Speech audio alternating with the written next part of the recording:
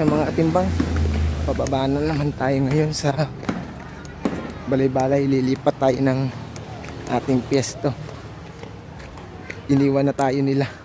Hindi ko alam kung nasa na sila nagsipagdaan. Hindi ko alam kung saan sila papunta. Lilipat tayo sa unahan ng balay-balay.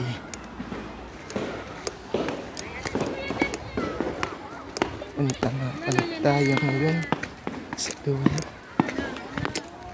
Pupuntahan natin ang dulo ng balay-balay. Yung mga katimbang, talaga nga namang napakaganda rito ng view.